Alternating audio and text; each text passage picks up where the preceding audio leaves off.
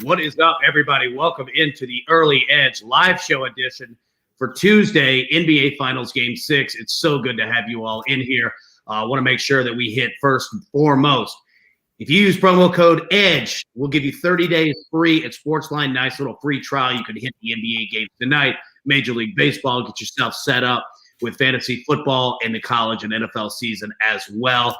Trust me, that thing pays for itself. Use promo code EDGE. Also, be sure to follow us on YouTube, Apple Podcasts, Spotify. If you leave a 5-star review on Apple Podcasts, you could win a year-long subscription to Sportsline. Right now, that runs you about $100. We're giving it to you for the chance for free.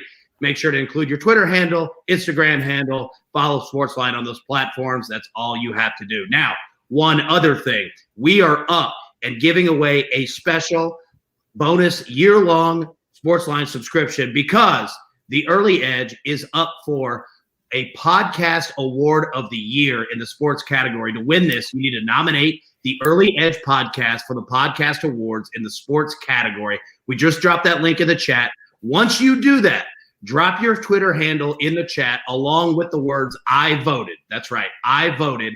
And we will pick a winner for a free year-long subscription at the end of today's show. So that's all you got to do. You vote for us. We're going to hook one of you up. We appreciate it and hope you do that for us. And we can't wait for you to join the Sportsline. Now, you all know the rules. We get to 100 likes, we give away one free year Sportsline. 200 likes, we'll give away 2. 300 likes, we'll give away 5 years. 5, that's right. Give those 5 away. And also, throughout the show, make sure that when you type in the chat, the question of the day is this: Suns Bucks over or under 222. All you have to write is your Twitter handle, over or under. That's it. Twitter handle, over, under, and we'll pick that winner at the end of today's show as well. So let's not waste any more time. Let's bring in the experts. Let's bring in the guys. Everybody, you see them. Mike McClure, Larry Hartstein, Ameer Tyree. Mike, you're up first, buddy. How we doing, man? You doing all right? Doing well. Yeah, just sweating a little tennis, sweating some baseball courtesy of the maestro. Having a good afternoon. Cannot wait for Game 6 tonight. It's going to be a fun one. Yeah, it definitely is. Larry, you've got some plays going right now. We're looking at a pitcher. He's at 4 strikeouts. But, hey, good to see you, buddy. How we doing, man? Oh, good to see you. He's at 5. I just need one more. It's the 0-2 count. Come on, 1-2 count. Let's go. We got the number 3 pitcher's ump in all of baseball. Just throw it close. But he threw it in the dirt. Sorry. Go ahead.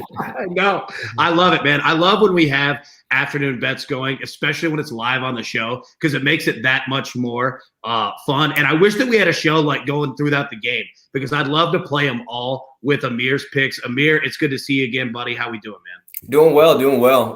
Hopefully looking to bounce back after Game 5 was definitely an interesting one where my Jay Crowder 20.5 looked crazy after the first quarter, and then he kind of fell off a cliff. But looking to get back on track with some more. And hopefully I'm hoping to get some extra basketball and get a Game 7. So we'll see what we can get into today.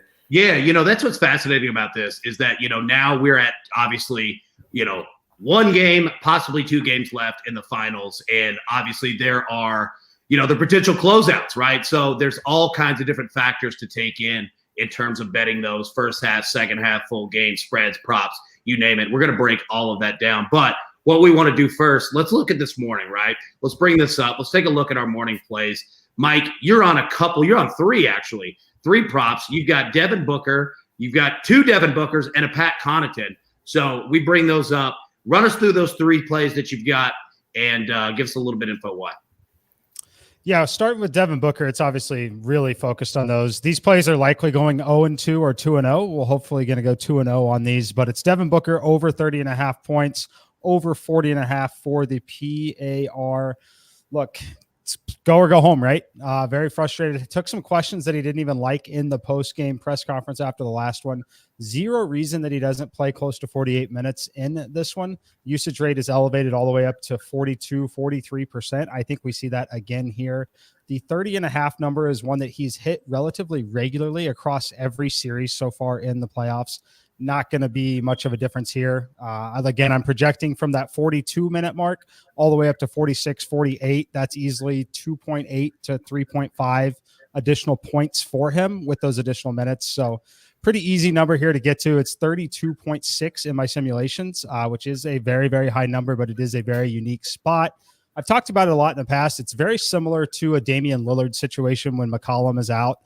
That's basically what we're getting from Devin Booker in this game. So, he took the comment and the question about being compared to Kobe Bryant, and I know he didn't want to be compared to him out of respect there, but this is his chance, right? If he wants to be in that conversation, this Suns team has played a very injury-riddled team all the way through this series just to get to the finals. If he may not get another NBA Finals in his career other than this one. It sounds crazy to say, but it's very true. He's got to step up tonight, and I think he gets it done. Yeah, you bring up a really good point. Like, looking at both of these guys, whether you take Book, on one side, obviously Chris Paul, but you take Giannis on the other, like, it's difficult to make an NBA Finals, much less win an NBA Finals. So, like, that's what I'm so excited to see tonight. And if we get a Game 7 on Thursday, because you're right. I mean, you might not ever get that chance again. Like, we see Tom Brady at the White House today. He's been there under 4 different presidents, which is crazy. But then the other guys, like most people, you only get maybe one shot at it. So that's what makes these next 2 games so much fun. Larry, go ahead, buddy. Yeah, I just wanted to jump in. The usage rate is through the roof, as Mike mentioned, and it's up to 31.5 at William Hill. We're even seeing in the comments some people are seeing 32.5. So, Mike, what's your ceiling there? 32.6 is where I actually have it. So that's good to see, frankly, that the market has moved to exactly where the Sims are. I think there's 2 ways to play it, right? If your book has moved it all the way up to 32.5, very easy decision to play the 40.5 on the PAR if that one is still available for you. If not, I prefer the 30.5 if you could still somehow get it out there. I think that he's in for another 40-point game, if I'm being honest with you. Just like he did in the last 2. We should see a repeat there. The only difference we should see is instead of playing 42-43, I think it's 46-48. I think that you're looking at situations where he's going to rest for 30 seconds at a time with an additional timeout. And he's going to sit out 3 possessions in the entire game, right? So that's what I see from it tonight. Nice. Now, Larry, you've got a play this morning. You're on Chris Middleton, the over 4.5 assists. Walk us through that. What do you see out of that? Why do you like it? Why should we be hitting? Well, just, that he's hit it 12 out of 15 times in the playoffs. The 3 misses were all 4 assists. The minutes, at least 41 per game in the finals. More of a playmaker doing the pick and roll with Giannis, feeding Giannis. Hopefully, if you're on that prop, Giannis dunks it before they foul him. Because obviously that's a lot of those potential assists turn into Giannis shooting free throws instead of a basket.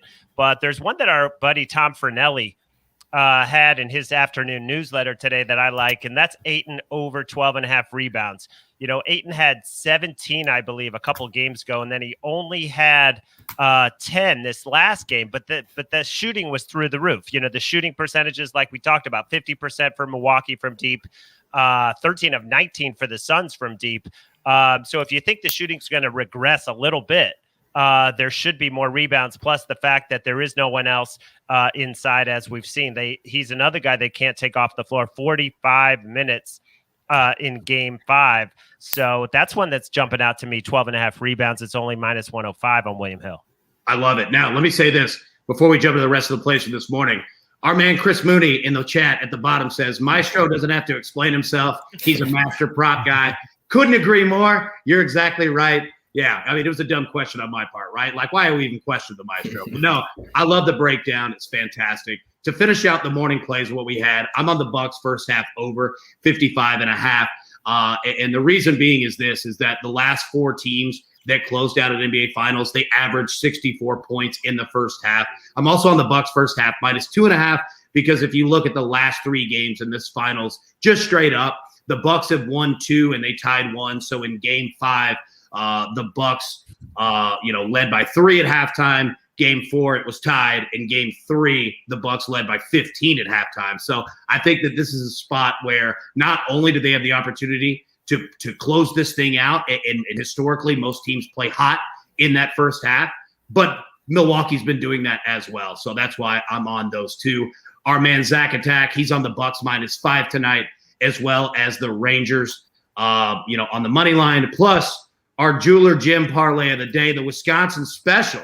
He's on the Bucks minus 5, and the Brewers on the run line -1.5.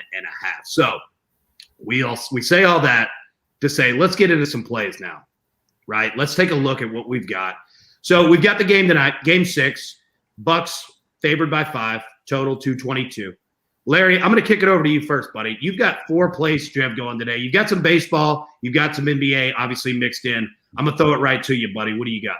Well, I mean, let's stick with the NBA right now. I'm on the Suns. I have to say it's not my strongest feel. I respect Zach. I respect the fact that home teams with a 3-2 lead are 10-1 in closeout situations. My thought process, because I was the featured expert on the game, I had to put in the pick early, was just, we've had a couple nail biters. I don't see the Suns getting blown out.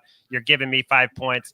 I'll take a shot. But as you see on Sportsline, Mike Barner on the Bucks, Zach on the Bucks. So, I'm all in on the Suns because I have them in the futures and I want them to cover this, if not win outright. But I won't say it's one of my most confident plays. I like my props better than the side tonight.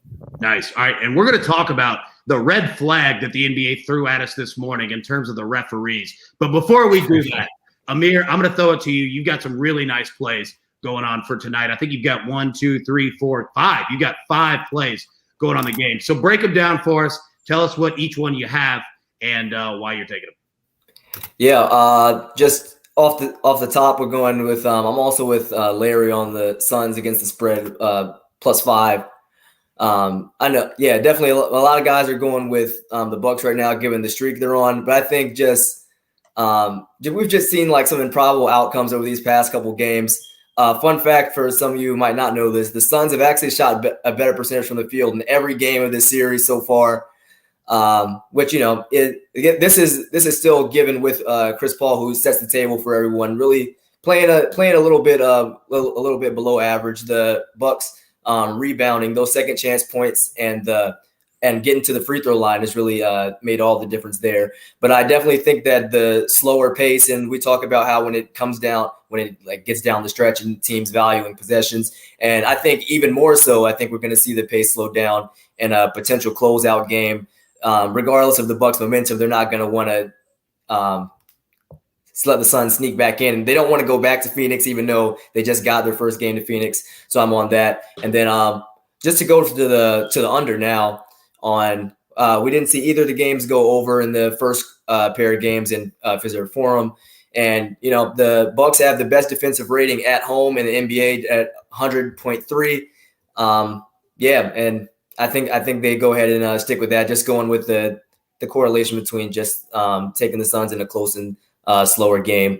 I think it stays under, and we don't quite see the same ridiculous offensive rating that the Suns have been able to show when they're in Phoenix. And then my next two are two that are in common with what Mike had earlier today, what I saw on CBS HQ. So I'm always liking when I have something in common with the man, with the model.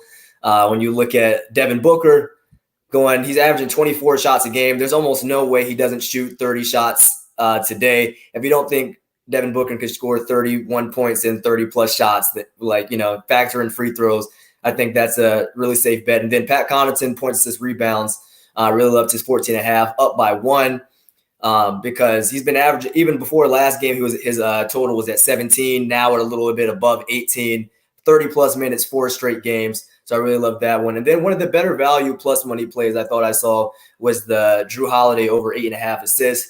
We know he's getting right on those double-double when people want to look in for the double-double props, and he keeps missing by just the narrowest margin. And I saw Chris Paul was -115 to 8.5. Drew Holiday actually has 1 more assist than him in the series, most assists of any player in the series.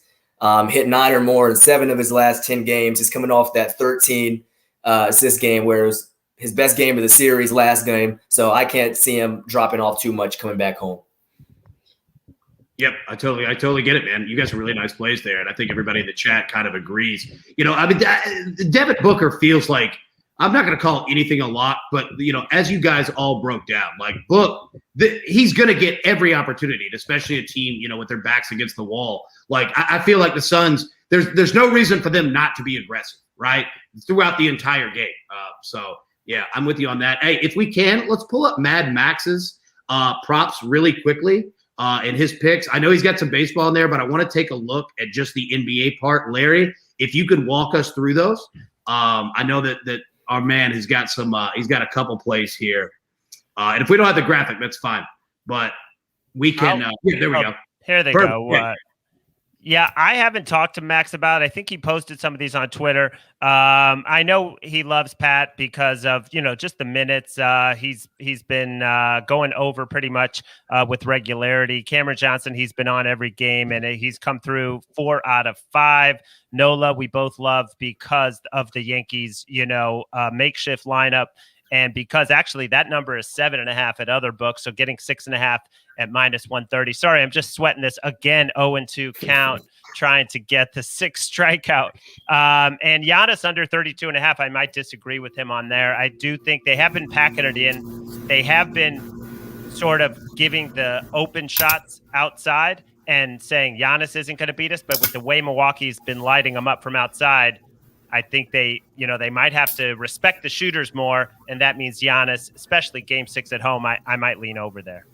That's my favorite part is throwing it to you, knowing that you are sweating a live bet as we speak. So you're breaking it hit. 2 different things. Did you get it? We got it. There we go. See, right. Look. Now I can focus. Now back to the show. Let's go. Dude, the maestro, what can't you do, man? You're the best, dude. You're the best. Now, I'll tell you what. I'm going to throw it back to you, Larry, just because you hit that one, but I want to hear Mike and I want to hear Ameer's thoughts on it as well. Look, normally we are not a show that's going to talk about a referee assignment, but this Scott Foster thing is real. So, Larry, correct me if I'm wrong, but with Chris Paul and Scott Foster on the whistle, Chris Paul is 0-12 straight up and against the spread in postseason games. Is that correct? I think it's 12. I think it's 1-12 against the spread. A lot of people just think that they also bring him in to extend a series, to make sure that they get the TV money so that it goes on. That's, the thinking out there in Twitter world. So that said, this would be the ultimate story, where he comes in and forces, helps Chris Paul force a Game 7. I don't know what to make of it. I'm surprised. I'm really surprised to see him. Yeah, I was surprised. Yeah, I was surprised that the NBA kind of allowed it. And I know that they've got pools and how they go about it, but you would have thought maybe Adam Silver would have said, "Look, we'll pay you, for the regular assignment. You're not calling this game. We don't need the distraction." But once they used him in Game 3, I mean, they obviously they can't admit that there's anything any bad relationship or bad vibes, but I don't know. I'm curious. I don't have any inside info. I'm just a little surprised. Well, yeah. And Mike, I'll throw it to you, and again, the historical is there right now. None of us are saying that any of this is, some evil being, but there's enough data there to where this is a real thing. So Mike, when you saw that information come out this morning, did that affect how you went about looking at this game, handicapping this game? What were your thoughts when you see it pop up? Honestly, no, it doesn't. For me, it doesn't impact anything. I tweet about it because it's friendly to get a lot of impressions because a lot of people want to read that content, if I'm being completely honest with you. Everything that you really need to know about this, you can look at and learn from the betting market. Since learning about this news, the betting market has moved exactly 0 points on the spread, 0 points on the total, 0 cents on the money line. It's completely irrelevant factor for the most part. While it is incredibly improbable, it's important to remember that improbable events happen all the time, every day. You look at the game, they've been favored, I believe, in 8 of the 12 games. So you basically call it a coin flip, right? Run a simulation on flipping a coin, 10 to 12 times, getting 12, it's less than 1%. It's no different than Larry going on a 10-0 baseball run. Myself, I won 20 straight games that had an average line of an underdog play, just incredibly improbable, right? Yeah. We have 10-game win streaks all the time. It's unfortunate that it happens like that, but I think that everything you need to know about it is told to you through the betting market. If there was anything meaningful there, you would have seen some movement on the spread. You would have seen some movement on the money line. You haven't seen anything at all there. It's part of the reason why I haven't bet the game yet. I was hoping we were going to get half a point here, so I could bet the Suns plus 5.5, as I like that number a lot more than I like 5. But yeah, we haven't seen any movement at all.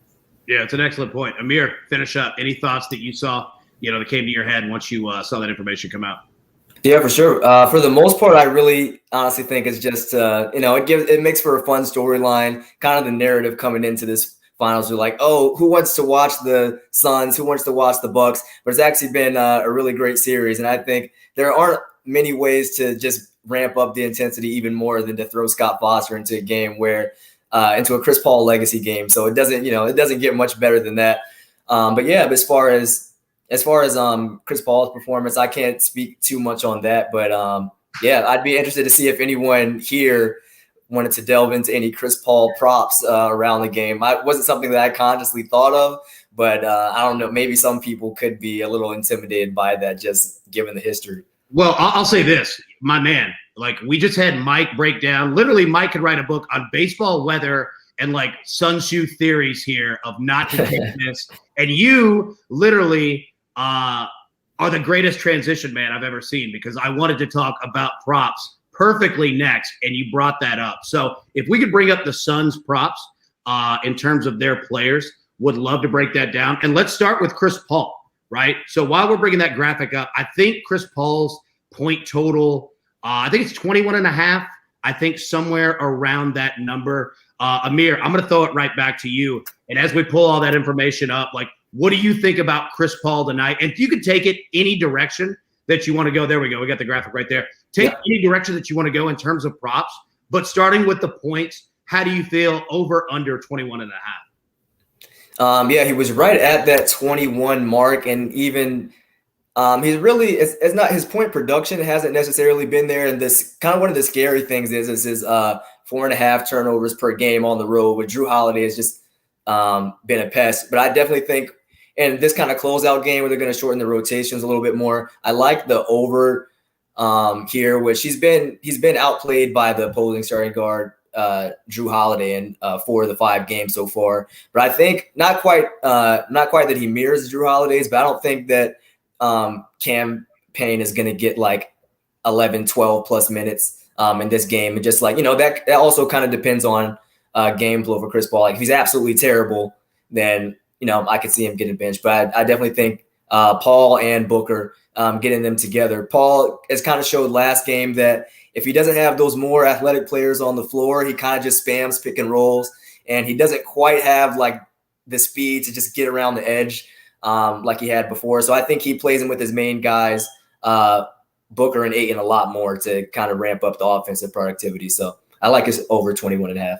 Nice. Now, Larry, before I come to you really quickly, we're about 30 likes away from 100 and giving away a year-long subscription to Sportsline. So let's hit those right now. Hit them. Let's get to it so we can knock that out, give away a sub, and get ourselves to 200 and keep giving those away. Also, in the chat, make sure to put your Twitter handle and whether you're going over or under on the 222 tonight in Game 6. So that's all you got to put. Twitter handle, over or under, pick one of the two. All right, Larry, I throw it to you with the question being with Chris Paul, but look at, the starting 5. Take it any direction you want to go. How do you feel about the Suns and these point props?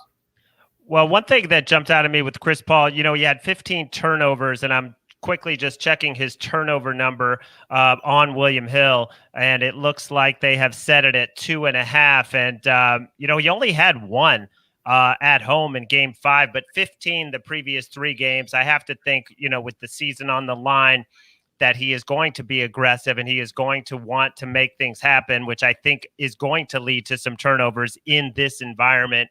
I might look at over 2.5 turnovers for Chris Paul, especially if he gets more minutes than he's been used to playing. He's been in the 30s, mid-30s, might get close to 40 tonight. So I would look at over 2.5 turnovers. That's the only one. And plus, we talked about 8 in rebounds, just expecting Milwaukee to not shoot the lights out quite as much. There should be more rebounds, and the fact they can't take them off the floor. Nice. Perfect. Now, Mike, before we get to you, we've got 100 likes. Everybody, make sure, drop your Twitter handle right now in the chat, and we're going to select a winner. Make sure, drop that in there right now, your Twitter handle, and we will select that winner. Mike, I throw it to you. Obviously, Chris Paul, but you see the 5 here. Feel free to take it any player that you want, any, statistical number that you want? What do you see? What do you like? What do you not like? Yeah, obviously all over Devin Booker, as we've talked about already. I think the most interesting thing, the turnovers are interesting for Chris Paul, but what's most interesting for me, Chris Paul in the last 2 games has shot a combined 0 free throws. He has not attempted a free throw, that's a problem, right? You look back at some of the other series, the Clippers series, the Nuggets series, routinely getting to the line, attempting 7 to 9 free throws. Those are critical. They're just absolutely huge for him reaching and hitting these overs on the point totals. 21.5 is really, really, really efficient in the model. It was only playable at 20.5 if you could get it like we did last game. If you think he's going to be more aggressive, and possibly he will with the additional 3 to 4 minutes that he should see in this one. But frankly, the only one that I have any sort of edge on at all is Devin Booker here, is I think that he's going to take all of the additional usage. He's going to use those few possessions. And, it's just when he's looking at those additional minutes, like we know Chris Paul's not playing 48 minutes. He's just not. Cameron Payne's going to take up some of those minutes. It's more for Booker. Booker's going to have possessions without Chris Paul out there. Like the extra possessions we're projecting for Booker are likely to come without Chris Paul on the floor. That's why that usage rate climbs up to 43, 45%. So for me, it's Booker or bust. Yeah, I think you bring up an excellent point in terms of Chris Paul and getting to the line. I mean, that's a crazy stat that the last 2, that he didn't have any. And then again, not to bring up the Scott Foster portion of that, which I'm not, but in a game where if you're looking at 21.5, he's going to have to get those at the free throw line, right? Like if you're going to hit that over on 21.5, you're going to have to do it. Now, a quick question before you move over to the Bucks side. So I'm looking at Jay Crowder here at 10.5. All right. That seems like a low number, especially for a guy who can get hot, especially, shooting the 3. We don't have to run through each person, but does anybody have any thoughts on Crowder seeing that number so low? Like where are you guys' heads? Larry, I see you shaking your head. What are your thoughts here on our man, Jay? Yeah, I do think it's a bit low given he's the veteran, given this is, a road game. He had 11 and 18 and 15 before 10 last game. So he's been over 3 of the last 4 and only missed by a half a point. It does kind of feel that the Bucks are okay with him shooting those threes. Of all the guys on the floor, they don't want Bridges with corner looks, but they seem to be okay with Jay Crowder taking those wing threes. And he did get hot one game and drained a bunch. Yeah, he can. I mean, the guy can get hot. He can hit him. We've got a winner for our 100 likes. Let me make sure that I'm pronouncing this correctly. Joe Lalonde 17. Joe Lalonde 17. And if I mispronounce that, I am terribly sorry. You are our winner. Welcome to the Sportsline team. Congratulations. Mike, Amir, any thoughts on Crowder? Any final thoughts on these 5 that you see right here that you guys want to throw out? Yeah, for Crowder, definitely it looks a little low given what he's been able to do. I wouldn't say something that I'm overly excited to jump on. I could be a little bit biased just because he looked like he was going to fly out of the gates his last game before falling flat a little bit. He had a great first quarter, but also again, he's done well shooting on the road. Last game was his first game in 3 games where he didn't make 3 threes. Like you said, they're letting him shoot it. So if he gets those open looks, he could definitely. It wouldn't be surprising if he got to 9 in the first half just on wide open looks. But also it's going to be more of a concerted effort to get guys like Booker and Ayton. But I think the number's low, but I don't think it's phenomenal. You have to jump on it. Yeah, I got you. Now, I know, Larry, that you got to roll here in about 8 minutes or so, right? I got 10. I'm good. Okay. Well, I wanted to make sure that we hit before we jump to the Bucks side. I want to hit some baseball really quick so we can get your plays in. I know, obviously, you just hit one of them, but you've got some live plays that you have going today. So run us through these 2, and we can bring up. I think one of them, you and Max are on the same in terms of NOLA. But run us through the 2 baseball plays that you have going today.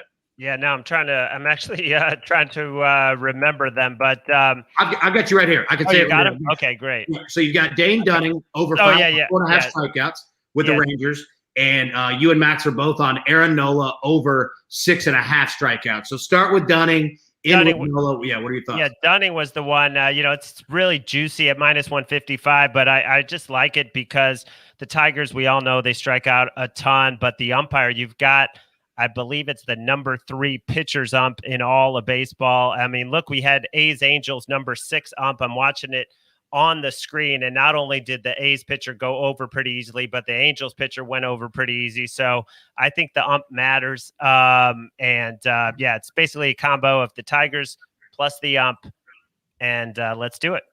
I love it. I love it. Now, if we could bring up the Bucks props so we can get this in, and I want to take a look at these guys. And here's a question for you while we're pulling this up. And I was looking for the most degenerate fun bet that I could play tonight, okay? And I think that I found it, and I'm going to throw it out to you guys while we're pulling this graphic up. Brooke Lopez, over half of an assist, is like plus 250, plus 280.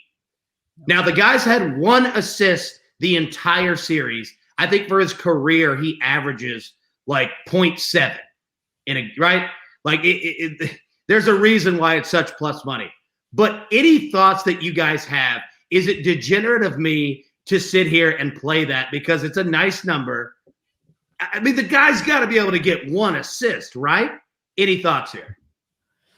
No, I mean, I think it's a fine play. It's just one of those, like I caution people this all the time in baseball. There are situations where you're getting plus 250 against the Dodgers, Yankees, any team like that. Like, it's always going to show value on betting that situation. You just have to be sitting in a spot where you're comfortable doing it every single time, right? And if you do that over a long period of a large sample size, you're probably going to be profitable. I wouldn't say I like it with Lopez. I've typically been liking it with DeAndre Ayton, just the way he's obviously on the floor for 45 minutes. So that helps a lot more. But you get similar situations to that on the over 1.5, around plus 200 typically on some of those. But short answer, no, it's not crazy at all. Okay. I'll give you one of you're talking about guys that with a half an assist. Pat Connaughton, minus 170 to go over half an assist. Last I checked on William Hill. This guy's playing over 30 minutes. I know, Mike, you like him. Everybody likes him. Bud obviously trusts him. He missed it last game. He had, I think it was 33 minutes and no assists, but that was the first time that he played over 30 minutes, didn't get an assist in the previous 8 games. So he had gone over 7, and some of those were not 1 assist. He had a game with 3. He had a game with 4.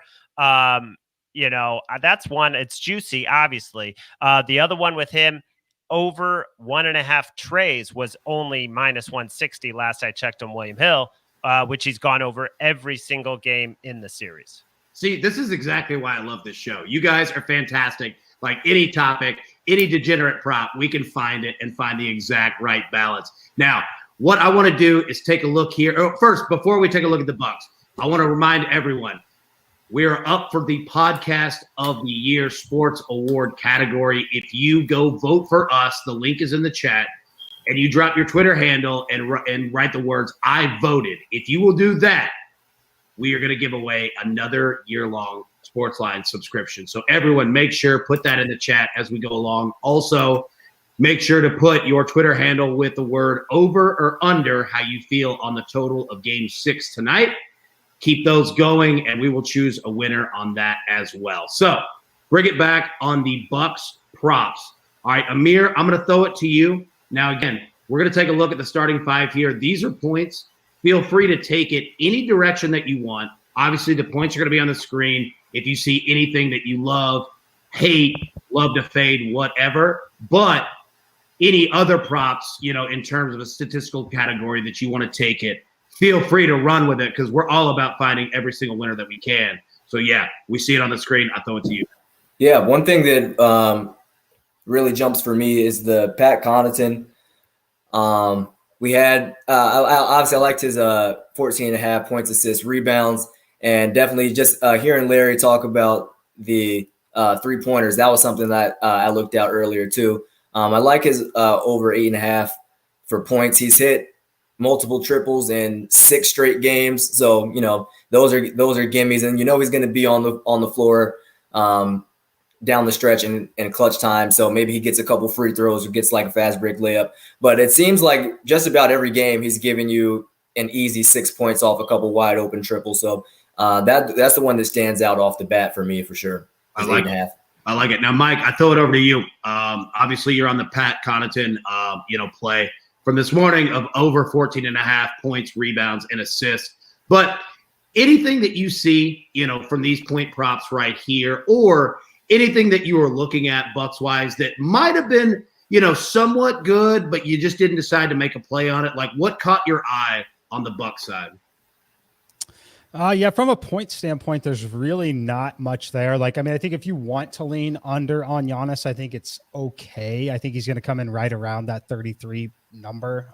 It's okay to lean under there if you think we get a little more Middleton, a little Holiday, but overall it's Connaughton or bust on this side. I do prefer the PAR on it though, over the points, just because he's so involved on the the reason why he's earned 30 minutes a game is because he can rebound the basketball. That's frankly the reason why he's out there on the floor for them. If you want to lean over on Holiday, I think that one is fine as well.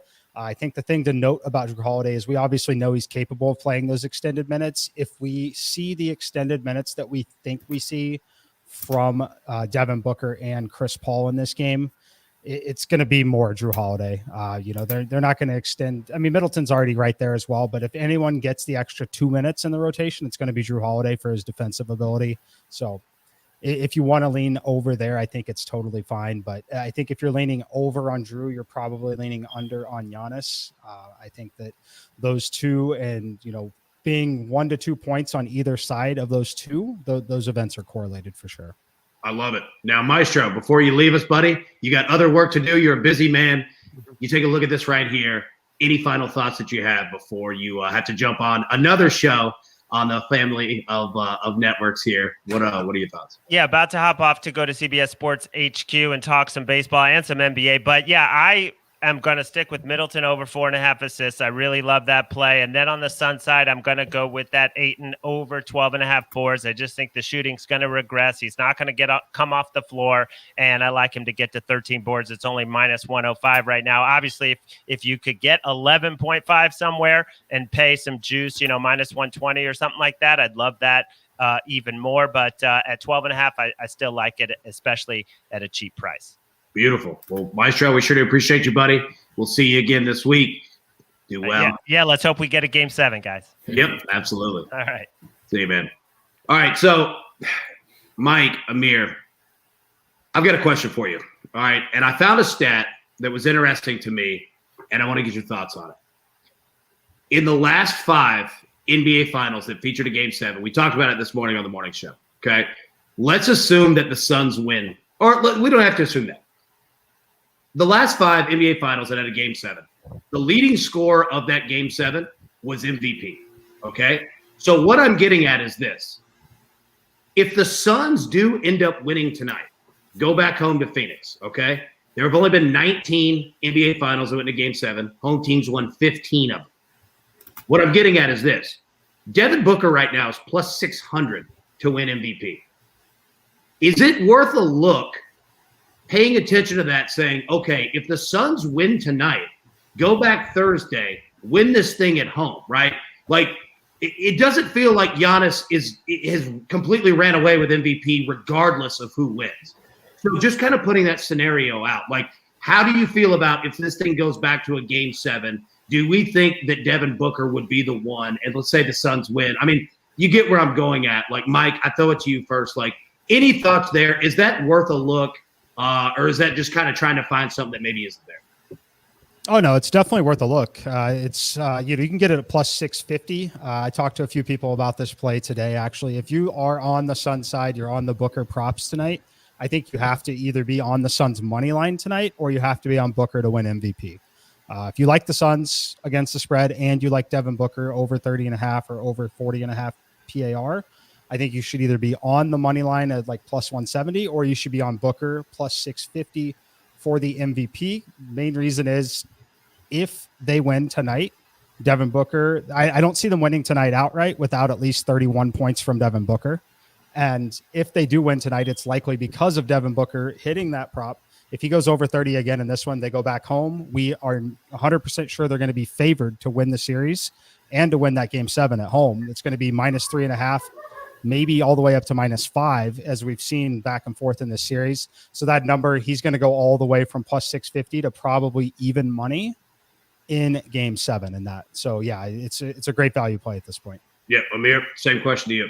Yeah, I definitely agree with that. And one thing we talked about earlier in the show, I can't remember if it was last week or not, but we were talking about how serious of a conversation is it about Giannis winning, even if the Bucks lose the series.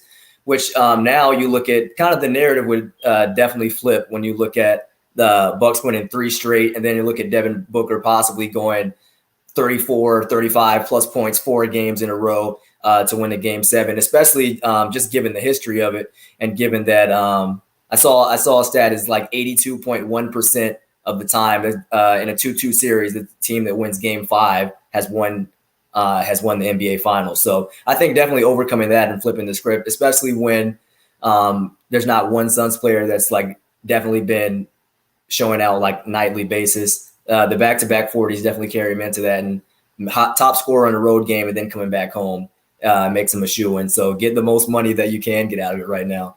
Yeah, beautiful. Now I want to go back to Devin Booker here. Let's bring it up. All right, so considering now, and Mike, I'm going to throw it to you, considering now that it's at 32.5, is it still worth taking? It just depends on what your book has to offer. If they have 40.5 on the PAR still, then I would play the PAR if the points is up over 32.5. But to give you my honest opinion, all I can tell you is my median number. So in the exact median simulation, it's 32.6. That is the average outcome that I am expecting from him, is 32.6. The range is obviously significantly higher.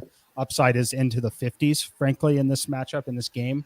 So yeah, I mean, if you like it, you ultimately have to make that your decision yourself there. I played it at 30.5 last night. That's where I would try to get as close to possible. But yeah, I think he probably approaches that 40 points again.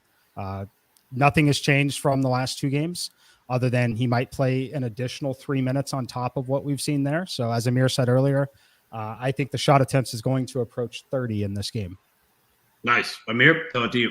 Yeah, I wouldn't necessarily say that I have it. Well, there's like a ceiling that I would cap it out at, but 32.5 is the best you can get. I wouldn't say you're reaching by too much, but definitely the 30.5 to 31.5 is like a lot better there. It's not out of reach, but it just give yourself a little more, like a little better chance by not quite going that high.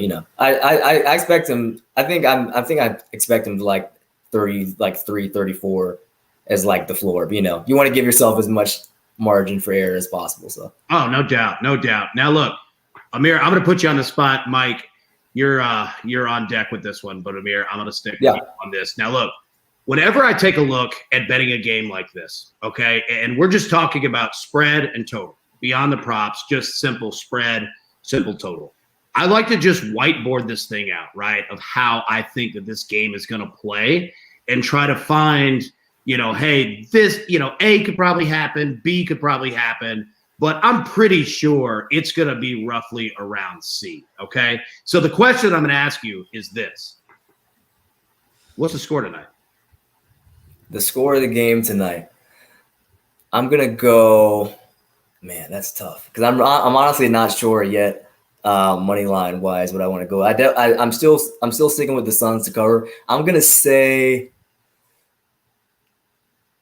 115, 110. I don't know if I want to say who has 115 quite yet, but that's what I'll say for score wise. And I love it, man. And look, and I did put you on the spot there because it's a tough question, right? Like it's harder than you think. And I would love anybody's comments in the chat, because that's kind of how I play it out, right? And I start to think about it and I say, okay, like mine, like I think it's going to be around 117, 110 bucks, me personally. So with that, I mean, honestly, when I see that, I start to tree branch out and I say, okay, I now feel good about the over, which I didn't necessarily have much of a thought of, right? I feel decent about the spread. And then I start to look at like team totals, right? I start to look at, just kind of break it down and tree branch it. So, Mike, I throw the same question to you, man. And again, it's just kind of what's in your head, kind of a thought. I know, obviously, you've got models, coming out of it. We'd love to hear that. But yeah, just your thoughts on just a final score of the game tonight. Yeah, no, I can give you. I mean, my head is going to say what the model is going to say because I trust it there at this point. But it's 110-109 Milwaukee. The Suns and the under is the play for me, but I think we see things tighten up quite a bit here. I think it's the one game. Well, I guess I can't say the one game because we saw it in one of those. Trying to think when that game was. I think we see a buzzer beater. I think we see a series defining shot. Obviously, it's either going to force Game 7 or it's going to be a win for the Bucks. But I think we see a very tight, very competitive game. Devin Booker's not coming off the floor tonight. DeAndre Ayton's not coming off the floor unless he gets in foul trouble. So I think that that's what we see. If you want to bet it, I think it's Suns +5 is the safe play. I like the Suns on the money line here. I lean under. I've been over on a few of the games. I was over on the last game, but my simulation total on the last game versus this game is 3.8 points lower in this one. Nice. And I think we're going to see a lot of the public on the over. I think we're going to see, the quote unquote, the sharp, kind of on the under, and probably going to be a pretty tight game. I hope that it's exactly kind of how you just laid it out. Like, it almost feels like one of those big, like, and not that the NBA is obviously bigger, but like, one of those like national championship, like NCAA tournament games, like North Carolina, Villanova, right? Like where you literally have a final shot, like a defining moment, one way or the other, right? Of, whether, it's Book or CP saving it to go back to Phoenix, or it's Giannis or whoever, Middleton, Drew, to knock that thing down. I think that would be fantastic either way. All right, everybody. We're about to pick a winner, so make sure to put your Twitter handle in the chat, and let's continue hit those likes, and we're going to run through that now. Let's get to 200 likes, but let's put those Twitter handles in there so we can feed these and get these subscriptions in your hands so that you can use them all the way through the game tonight, and if there's a Game 7, plus everything else that comes around with it. So one final question that I have before we do that, before we review our final picks. Just having like a normal just text chain with some of my dudes, we were talking about on either side, like who are going to be the guys that step up. And obviously it's in your, picks that you have in terms of your props and everything. So we were looking at the Bucks first saying, okay, Giannis is going to get his, right? Like he's going to be around his number. As Mike was saying, could be way over. It's probably going to be right there. Same thing with Book, right? But we're looking at the other guys, and you look at, somebody like Drew Holiday. You look at Chris Middleton. I think Chris Middleton is, 25.5? If we could bring the Bucks prop numbers back up, right? So we look at Chris Middleton, 25.5. We look at Drew. I think he was, 19.5, somewhere around that number. And again, like you guys have made your picks. Like I'm not saying, to jump, anything on that. But where do you see, like, if you kind of take the chaos theory, like who could be someone on the Bucks? And we'll do the same thing for the Suns right after it. But who's somebody on the Bucks that you could see having a monster game, and keep, the word monster in terms of their numbers, right? But who could you see stepping up to have a big one? Ameer, I'll throw it to you first. Yeah, the first one could kind of come out and be unexpected is Brook Lopez, who toward the beginning of the series, people thought, there was an exaggeration where he was getting played off the floor and was like, oh, they have to sit Brook Lopez. They have to switch up the starting lineup. And, he actually had a pretty solid game, scoring 17 in that one, 8 the next one. And, then he went he scored like 11 and 14 the games leading up to Game 5. So he's getting the same wide open threes that he's gotten the entire season. So as far as like shots from the perimeter, especially when the Bucks haven't been super great, like field goal percentage wise at home. Like I said before, the Suns are shooting like 49% at preserved, and they're shooting 45. So if they need a guy who's going to knock down the outside shots and maybe not get as much defensive attention as like Middleton getting guarded by Michael Bridges or whatever swarm they throw at Antetokounmpo, then I think Lopez could be a guy for sure. Nice. Mike, same question to you. Yeah, similar route, but we're going to go to a bench player. It's going to be Bobby Portis for me. I think that there's one thing we haven't seen from Giannis yet that I think I know I'm waiting for it to happen, and I think this could be the spot. We haven't seen Giannis in any sort of foul trouble really at all. He ended the game 1 with 5 fouls, but since then he has not had more than 3 fouls in any of the last 4 games. It's not going to shock me. I know you want to throw the conspiracy theories out there. Like you see Giannis, like there's a scenario still where Giannis finally gets called for one of the offensive fouls. He picks up 2 first quarter fouls. If Bobby Portis gets any sort of extended minutes like that earlier like this, I think that he's one to watch out for. I think he's one that, he can have that stretch of 4 minutes of basketball where he literally dumps in 7-8 points, picks up 4 hustle rebounds. Like we've seen him do it many times in his career, mostly in regular season games. But I think Bobby Portis is one that could really, really, really make a difference in his minutes that he has here. So that's where I'm going to go with that. I think he's going to earn some more. We see PJ Tucker's minutes starting to dip a little bit. It's obviously due to Pat Connaughton reaching 30, but any sort of trouble with Lopez Giannis in any way, Bobby Portis is obviously the next man up. Wouldn't shock me if he approached 25 minutes in this one. So I'll take Bobby Portis as the huge difference maker here. Yeah. And then also, go ahead. Yeah. Yeah. Just to add on to that, you also have to factor in not necessarily that he was playing huge minutes, but the Gnosis with the health and safety protocol is another thing that you have to take a look at there. It's not necessarily that he was like playing huge minutes, but when you look to like close out the like last minute and a half or a quarter, maybe Bobby Portis gets inserted in those situations a little bit more. That's a situation where he could pad his stats just a little bit more. I love it. Now, before we bring up the Suns graphic, which we want to do right now, everybody, we are so close to 200 likes. Make sure that's that final stretch. Let's hit it. We want to give away 2 subscriptions. You just saw right on the screen. Drop your best bet. And we're still going, right? So put them in the chat, and we'll hit those right before we leave the show. Now, if we could pull the Suns graphic up, I kind of want to do the same thing. And Ameer, I'll leave it with you. And it could be a bench player, right? Kind of the same, chaos theory question. What do you think? Yeah, this one's definitely a little tough because so many different Suns guys have showed up, especially like Bridges out of nowhere suddenly like develops all these skills off the dribble, and everybody has loved Cam Johnson. So I think I want to stay away from Cam Payne. Just given that I think they're going to abbreviate or kind of cut short the backcourt rotation a little bit more. But yeah, I think I'm going to look at Bridges rather than Crowder, just because all the Bucks guys are firing all 3 cylinders for what it seemed like the first time the entire year. Maybe not. It might be a little bit extreme, but as far as like Drew Holiday, Chris Middleton, and Giannis.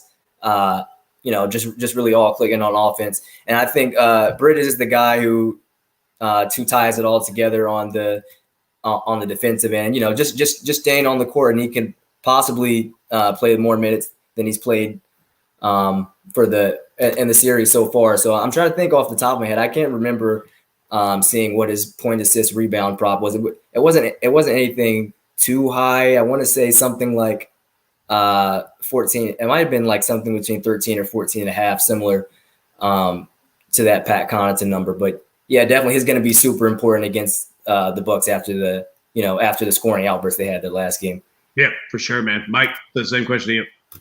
Yeah, I mean, it's kind of easy to pick this one out and say it, but it's all about Devin Booker, Chris Paul here. We know Booker's going to approach 30 shots. Chris Paul, I mentioned earlier, this might be Booker's only finals appearance. This will be Chris Paul's last final appearance. I hate to say it, but it is. He's not going out without 20 shots in this one. So I think those two combined for 50 shots, really, if you're looking at Bridges, you're looking at Crowder, they're going to have to shoot very efficiently to get over those numbers, because they're each going to lose 2 to 3 shot attempts in this game because of those 2 players in this situation. So for me, it's Booker and Paul. I don't hate going over on both of them, just because I know that that's where the shots are going to come from. I know that's where it's going to be. I think Chris Paul is going to do a lot better job getting to the free throw line. I think that he already has the history with Scott Foster, but I think what you're going to see from Chris Paul too, I think they're going to do everything they can to be aggressive and potentially get Drew Holiday or Giannis in foul trouble. I think Chris Paul, I told you, he's combined for 0 free throws in the last 2 games. I believe only like 5 total in the entire series. I will go ahead and say that Chris Paul shoots 5 free throws in this game tonight. Wow. Yeah, I mean that's such a big difference. I didn't even realize the last two games that it was 0. I mean that is a massive deal. All right. So before we get into reviewing our final picks of what we have going on tonight, we want to announce we got a couple award winners here. So first, on the total, we told everybody to put in their over under in the chat, and our winner for that is Pat McGuire 19. Pat McGuire 19. Congratulations. Welcome to the Sportsline team.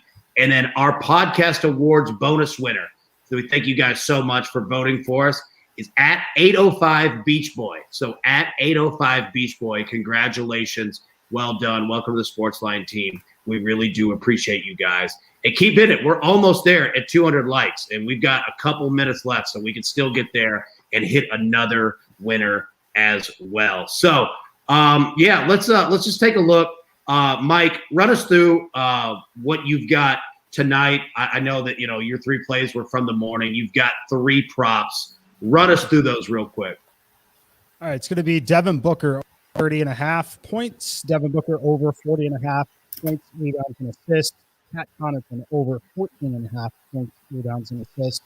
And then other leans, I'll end up playing the Suns. I haven't decided if it's going to be +5 or on the money line at +170. But the lean is definitely on the Suns. The lean is on the under in this one. If you followed the shows, the last show in the early edge, early in the morning, I basically told you I think 220 is the efficient number on the total for every game in this series.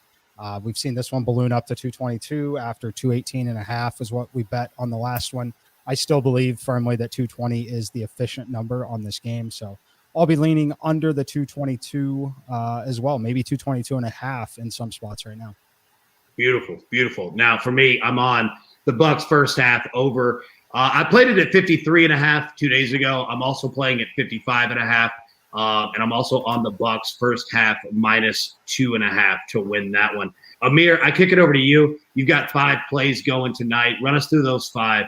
And man, you got some nice ones here on the board. Yeah, two of them were that I did have in common with Mike. But yeah, also I like the Bucks against the spread +5, and just that slower game that I think we're going to see, where they're valuing every possession. Neither team wants to make that critical mistake on the Sun side because they don't want their season ended. On the Buck side, because they don't want to have to go back and win another game back in Phoenix. I'm also under that 222, kind of for the same reason. I think that while the Suns will definitely play well, they're not going to see that same 118.2 offensive rating that they've had at Phoenix Suns Arena. And two of my props were shared with Mike, but then I'm just going to go down to reiterate that Drew Holiday over 8.5 assists at +110, averaging 8.5 assists per game in the playoffs. He's hit 9 in 7 of his last 10 games, and yeah, I think much better value